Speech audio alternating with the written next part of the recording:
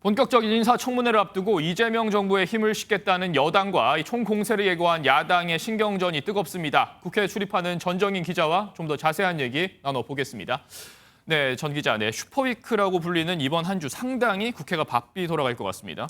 네, 그렇습니다. 제가 이렇게 표 한 장으로 정리해 봤는데요. 보시다시피 아주 빼곡합니다. 네. 19개 부처 가운데 16명의 장관 후보자와 국세청장 인사청문회가 진행되는데요.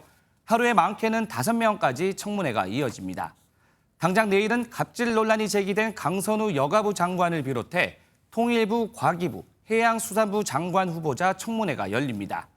그리고 최대 관심인 이진숙 교육부 장관 후보자 청문회는 오는 16일 예정돼 있습니다. 네, 전 기자 말대로 많은 후보자가 예정이 돼 있는데 단연 관심은 이 강선우 후보자와 이진숙 후보자라고 할 수 있겠죠?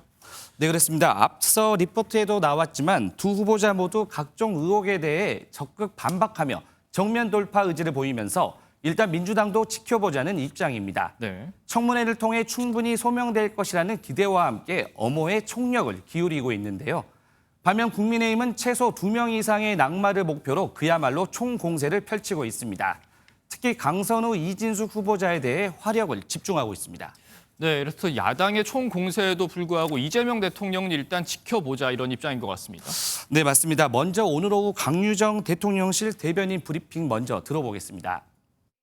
인사청문회를 통해서 본인들의 소명을 지켜보고 판단한다라는 입장은 변함이 없습니다. 그곳에서 잘 소명이 되고 그리고 한편으로 국민적 의혹에 대한 설명도 되리라 기대하고 있습니다. 그러니까 청문회에서 후보자들의 소명을 직접 들어보고 판단하겠다는 겁니다. 정규재 전 주필의 전언이기는 하지만 이재명 대통령이 이진숙 후보자 관련해 문제가 있어 딱하다고 언급하기도 했었죠. 낙마 가능성에 대해서는 말을 아낀 것으로 전해졌지만 결국 청문회 과정에서 여론 반응에 따라 결단할 가능성도 배제할 수 없다는 분위기가 감지됩니다. 네, 일단은 지켜보자는 분위기지만 사실 거듭된 논란 속에 여당 내에서도 우려의 목소리가 제기되지 않습니까? 네, 맞습니다. 일단 공식적으로는 적극 엄호하고 있기는 하지만 일각에서 우려의 목소리도 계속 이어지고 있습니다. 네. 특히 보좌진 갑질 의혹이 제기된 강선우 후보자에 대해서는 보좌진 익명 게시판에서 비판의 글들이 올라오고 있는 상황이고요.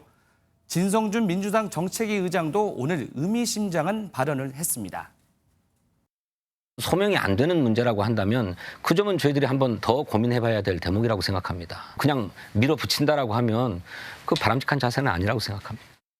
네, 대통령의 인사권은 존중하지만 도무지 납득되지 않는 사안이라면 심각하게 고민해봐야 한다는 입장을 밝힌 겁니다.